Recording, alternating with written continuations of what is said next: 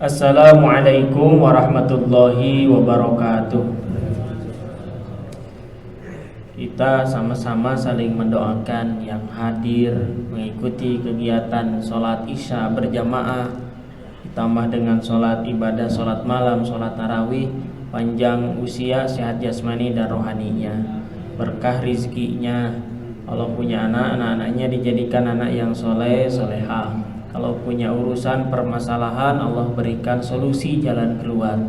Kalau kita beribadah, Allah berikan kita ibadahnya istiqomah. Jika Allah memanggil kita, kita dimatikan dalam keadaan husnul khotimah. Amin ya Allah ya Rabbal alamin. Alhamdulillah, alhamdulillahi rabbil alamin, alladzi nazalal furqana ala abdihi liyakuna lil alamina nadhira. Allahumma salli wa sallim wa barik ala habibina Muhammadin wa ala alihi wa sahbihi ajma'in, amma ba'du. Bapak Ibu, ayah bunda, akang teteh yang dimuliakan Allah subhanahu wa ta'ala, kalau ditanya rasanya kita jawabannya semuanya ideal. Apa tujuan hidup kita? Ya ingin mendapatkan ridho Allah subhanahu wa ta'ala. Tapi terkadang orang itu hanya tahu istilah ridho Allah, lalu cara menggapainya seperti apa, cara meraihnya seperti apa. Karena agama itu secara teori itu sangat mudah. Sholat Jumat saja, tiap Jumatan itu dikasih tahu wasiat takwa, bahkan jadi rukun khutbah. Tapi apakah kita bertakwa gara-gara khutbah Jumat atau gara-gara ikut Jumatan? Ternyata tidak sampai juga. Takwa itu baru sampai tak-tak di bawah begitu. Ya, karena ternyata begitu muqaddimah khotib itu kita sudah mengantuk nunutan. Itu. Kenapa mengantuk nunutan di waktu duhur? Karena mengamalkan sunnah baginda Muhammad sallallahu alaihi wasallam, namanya qailulah. Qailulah itu tidur sebentar di waktu siang antara jam 11 sampai jam 2. Nah, di antara kita banyak yang ngamalkeun mata ka masjid teh istirahat gitu kan. Ya, kalau di luar bulan puasa namanya soliskan, sholat istirahat makan. Nah, jadi sholat istirahat teh bari Jumatan, matak teu takwa-takwa dasarare gitu. Mudah-mudahan kita semua itu bukan sekedar makna definisi daripada ridho, tapi sudah mulai beranjak kepada implementasi atau realisasi bagaimana kita mendapatkan ridho Allah subhanahu wa ta'ala. Kalau kita misalkan mengambil nasihat daripada Ibnu Athaillah As-Sakandari dengan kitabnya yang terkenal Hikam. Kitab Hikam itu suka dipakai di pesantren-pesantren atau kiai-kiai ulama-ulama yang sejak mengamalkan tasawuf. Seperti halnya A'agim itu panduannya adalah kitab Hikam. Ya. Nah, maka dalam Hikam itu ada bab ke-26 itu membahas tentang kalimatnya begini, min alamatin najahi, daripada tanda-tanda kesuksesan, keberhasilan seseorang, yaitu ar-ruju'u ilallahi fil bidayati, dia kembali kepada Allah fil bidayati, pada permulaannya. Maka orang yang sukses fin nihayati, orang yang sukses di akhir, atau yang sukses itu kita katakan najah, atau kita katakan dia mendapatkan ridho Allah subhanahu wa ta'ala, maka ar-ruju'u, dia sudah mulai kembali kepada Allah fil bidayati, pada permulaannya. Maka kalau kita ambil firman Allah dalam surat Ali Imran, fa idza azamta fatawakkal 'ala Allah. Ketika kita azam mau melakukan sesuatu, fatawakal, maka dari situ kita bermulai bertawakal kepada Allah subhanahu wa ta'ala. Kalau kita nih lihat hidup kita itu, kenapa kita itu dilahirkan oleh Allah subhanahu wa ta'ala?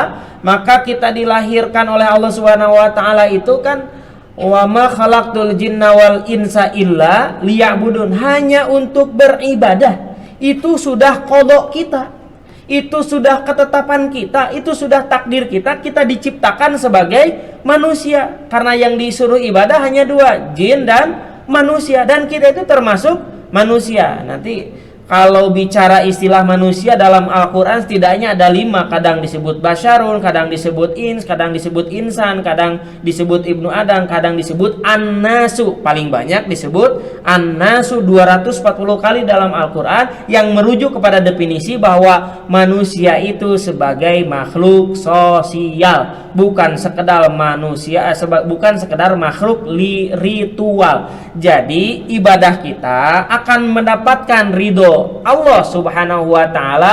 Pertama, kalau misalkan ibadah ritual kita berdampak kepada kesolehan sosial. Yang kedua, modal kita sama. Alladzi ja'ala lakumus sam'a wal absara wal afidata.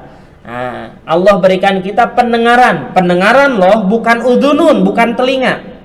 Ya, tapi Allah berikan apa? Sam'a, pendengaran, wal absara, penglihatan, bukan ainun, bukan mata.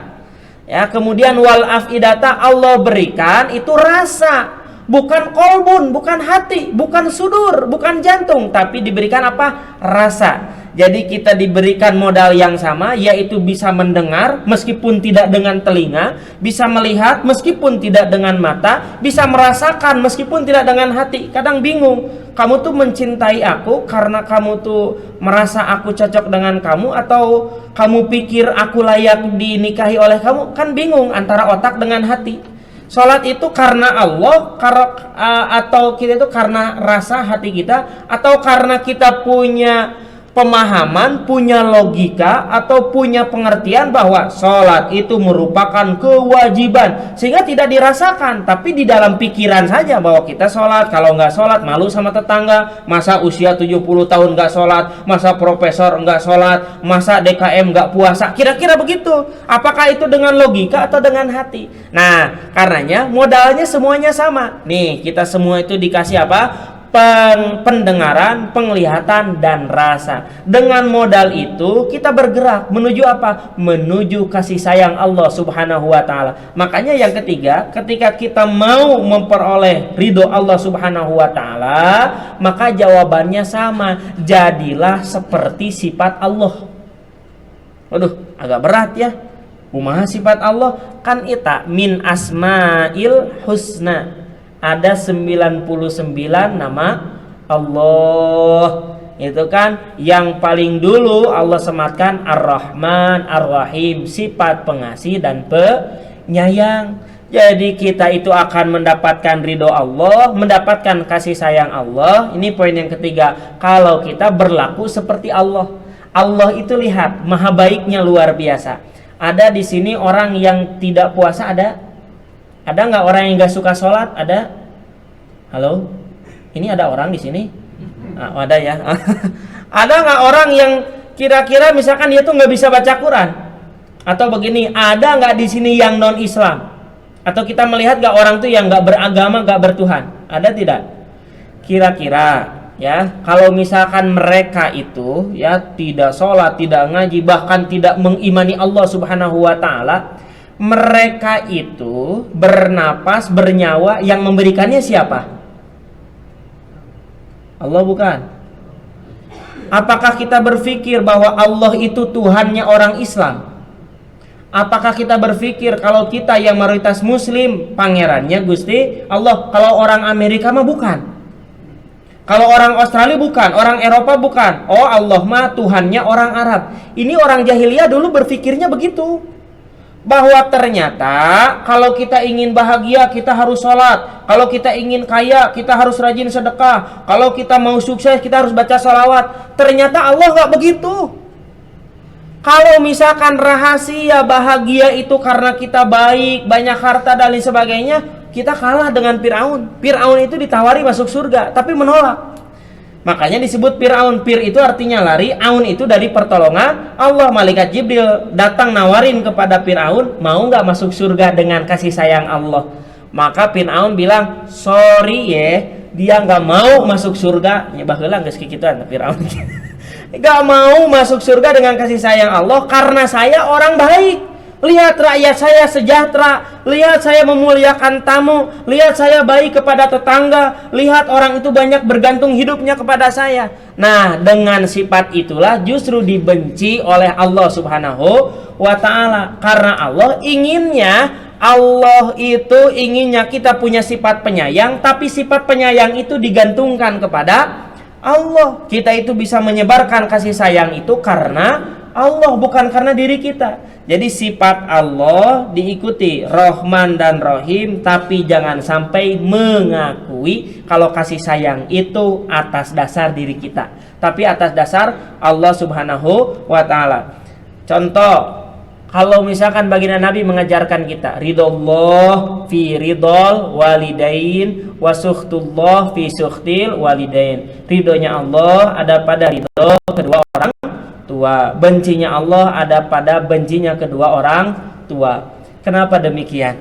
Karena jangan sampai kacang lupa kulitnya. Orang sukses misalkan sampai dengan S3 sementara ayahnya adalah SD punten. Ketika berdiskusi bermusyawarah, maaf Pak, saya itu sudah lebih berilmu berwawasan. Nasihat papa nggak masuk, udah mau usia papa udah nggak sejaman dengan kita begitu. Nah, maka orang yang seperti ini dibenci oleh Allah, meskipun secara karirnya bagus. Ada seorang anak disuruh oleh orang tuanya, begini, nak, tolong ya beliin mama parcel untuk lebaran. Kemudian dikasih nama ini nih kepada teman-teman papa yang sudah kamu datangi nih. Nah, kemudian si anak ini dengan hebatnya, oh ya, aku sibuk, nanti aku kirim orang buat ngurus itu semua. Ya, dia lupa bahwa baginda Nabi pernah mengingatkan, ihfad wudda abika la taqtahu fayuti Allahu nuraka. Kamu itu harus menjaga sahabat-sahabat, kerabat, teman sejawat ayah kamu. Nanti kalau kamu tidak bisa menjaga sahabat teman ayah kamu, maka Allah akan mematikan cahaya kamu. Nah itu, fayuti Allahu nuraka. Kita itu hilang auranya, hilang cahayanya. Kenapa? Karena kita tidak menghubungkan sahabat ayah. Ayah itu usianya 60-70 sudah mulai kekurangan teman. Kenapa? Karena sebagian sudah mulai meninggal dunia. Maka ketika ada teman yang 20 tahun, 30 tahun tidak bertemu, lalu kita sampaikan bahwa kamu dari mana? Dari Anu, kenal dengan Anu. Oh iya, itu ayah saya. Oh, saya itu temannya. Maka kita itu wajib menganggap seperti ayah kita sendiri.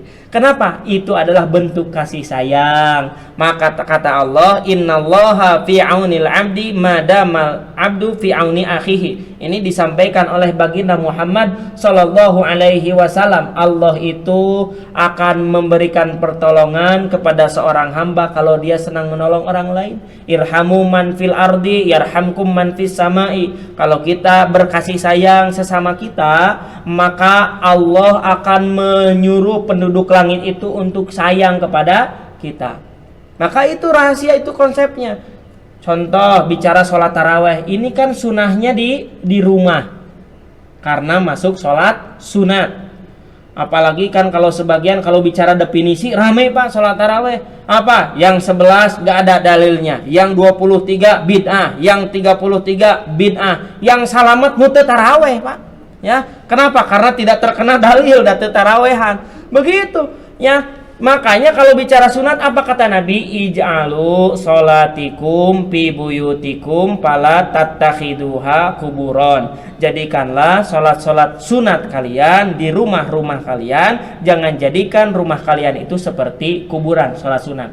Tapi Sayyidina Umar mengumpulkan para sahabat di satu masjid sholatnya bersama-sama sholat tarawihnya. Kenapa? Karena ada hadis Nabi, al jama'atu rahmatun wal furqatu adabun. Kebersamaan itu mendatangkan kasih sayang Allah, sementara masing-masing sendiri-sendiri mendapatkan siksanya Allah Subhanahu wa ta'ala. Maka berjamaah ini merupakan salah satu cara ikhtiar kita mendapatkan ridho Allah Subhanahu wa ta'ala. Indah berjamaah, lihat imamnya misalkan ruku, pada saat rukunya lama, udah tahu kan makmum teh kalau setelah ruku apa? I'tidal. Bisa nggak mendahului imam? Nggak bisa. Sabar di situ, mengendalikan hati kita. I'tidal imam, kemudian imam mulai sujud, makmum ngikutin aja meskipun yang jadi imamnya anak kecil. Meskipun yang jadi imam kadang bacaannya panjang, karena kalau lihat definisi kontes kan, imam semakin panjang bacaannya, semakin banyak rokaatnya, maka jemaahnya insya Allah semakin bubar, ya kan begitu ya.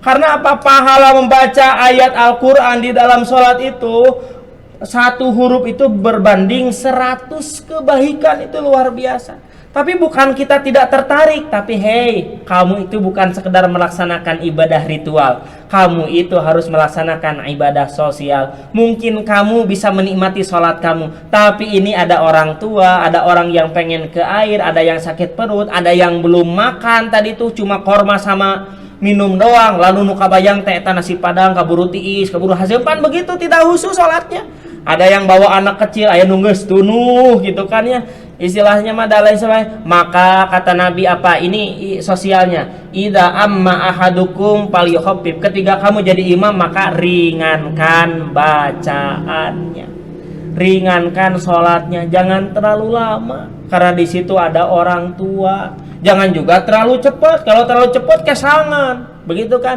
Jadi yang sedang-sedang saja, yang penting dia setia. Itu ada lagu itu ya, yang penting kita setia, setiap hari setiap malam datang tuh sholat taraweh. Jadi dalam hal ini kita sholat bersama-sama, bukan tidak bisa sholat sendirian di rumah, tapi kita ingin meraih ridho Allah subhanahu wa ta'ala. Maka kata kuncinya adalah kalau kita mensyukuri ketetapan Allah yang disebut dengan qada terhadap diri kita, insya Allah Allah akan tersenyum kepada kita, karena kita menjadi hamba yang sururun fil qalbi bima qasamahullahu, yang hatinya senantiasa bahagia ketika menerima ketetapan Allah subhanahu wa ta'ala.